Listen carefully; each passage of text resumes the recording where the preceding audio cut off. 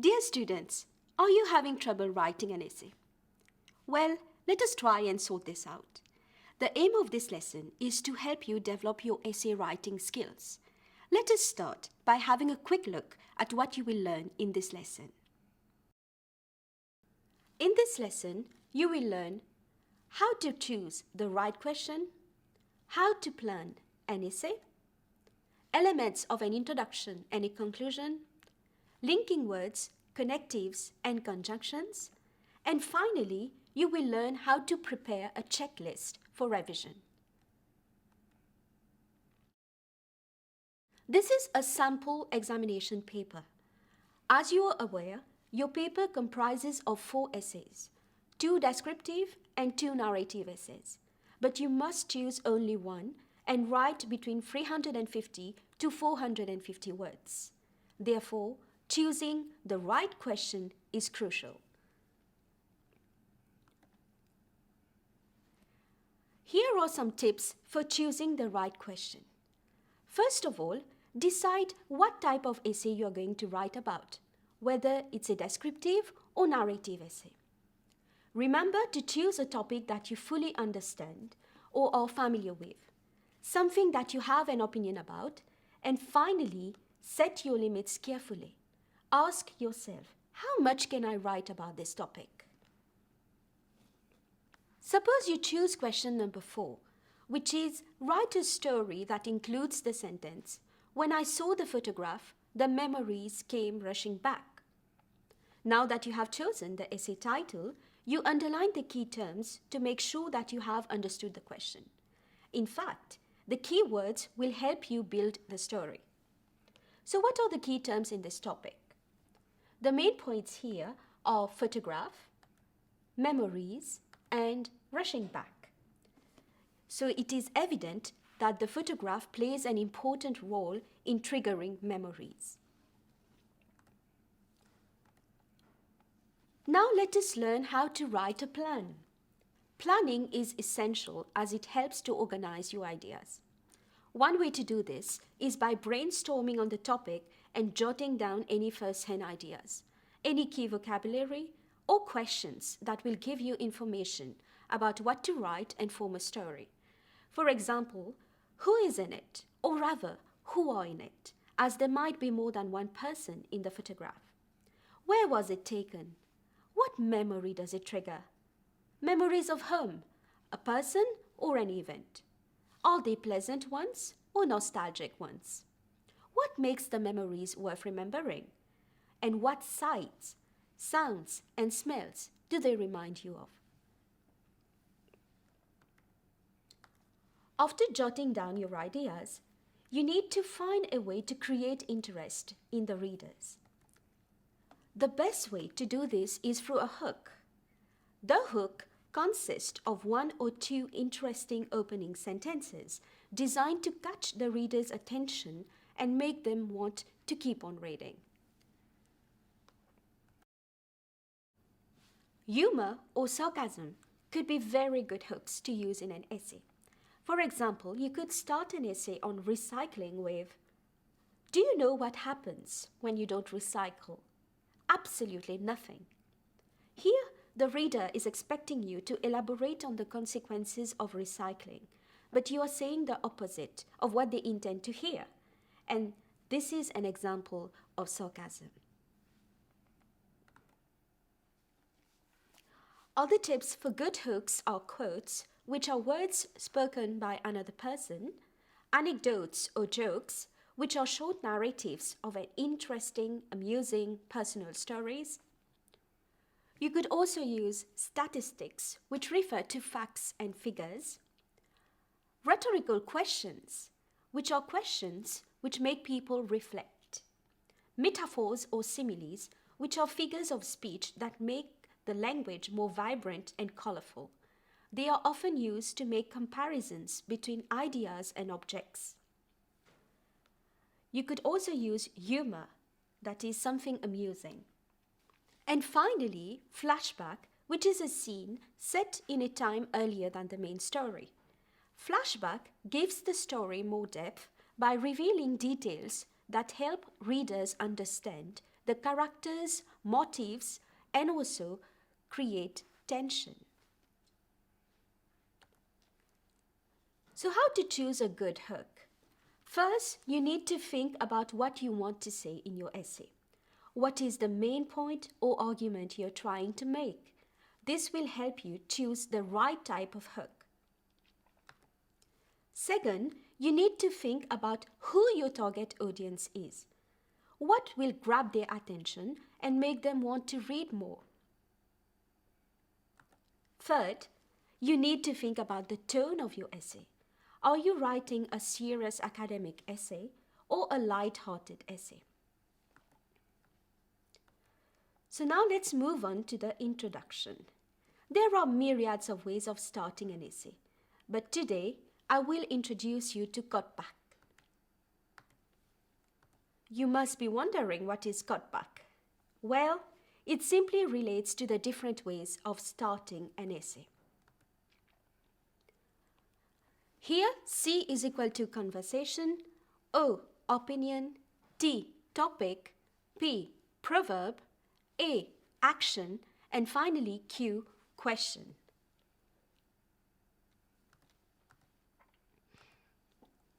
Now let us come back to our chosen essay title, which was Write a Story, which includes the sentence, when I saw the photograph, the memories came rushing back. We will try to use cutback to write an introduction. Here is an example of how you could use conversation in an introduction. Hey Raj, is everything all right? Asked Samara. Yes, I stammered, since I was taken aback by her question. Frantically, I dropped the photograph and feigned to be busy reading. I didn't want her to know that when I saw the photograph, the memories came rushing back. Here, the conversation adds a sense of realism to the essay. It gives the reader something to hear other than the narrator's voice. It shows how characters relate to each other, their setting, and the plot that they are moving through. Next is opinion. An opinion is what you think about the topic, your take or insights. For example, human memory was never a reliable source of information. That was why man invented photography. But I was never a great fan of it until I stumbled on an old photograph one day. One look at it and all the memories came rushing back. I could not take my eyes off it. I realized that memories could be nostalgic and in its wake bring plenty of mixed feelings, usually hard to describe. So here, you're saying what you think about the topic and then you link it to the title. Elaborating on the topic could be another appealing way of starting an essay. For example, childhood memories are sometimes covered and obscured beneath things that come later, like childhood toys forgotten at the bottom of a crammed adult closet, but they are never lost for good. It so happened that while cleaning, I stumbled upon an old photograph, and when I saw it, the memories came rushing back. It simply transported me into the recesses of another epoch. So here, you give general details on the topic and then add the key sentence. Starting with a proverb is an excellent way to give an edge to your writing. A proverb is a phrase expressing a basic truth, or it can be a quotation from someone. It is advisable to use proverbs in your essay as it enhances your writing. Here is an example of how you could use a proverb in your essay. A photograph keeps a moment from running away. Little did I know that a photograph would indeed have such an impact on my life. One look at it drove me into a historical time loop as memories came rushing back. Action is yet another powerful tool to start an introduction. You start the story in the midst of an action and then move on to describe how it all started. This helps to keep the suspense. For example, I was panting and sweating as I reached the wedding hall. The stench of perspiration filled my nose and my legs were aching from the long distance I had just covered. But it did not matter. I had no choice. I had to show them this photograph. When I saw the photograph, the memories came rushing back. You could also use a rhetorical question. It is a type of question that does not require any answer, but one that makes someone pause or reflect. For example, why do people remember the same event differently? I too had an altered version of that event in my mind until I saw that photograph. So as you have seen, cutback is an effective strategy to enhance your writing. Do make use of them when writing your introduction. An essay usually has 3 to 5 paragraphs.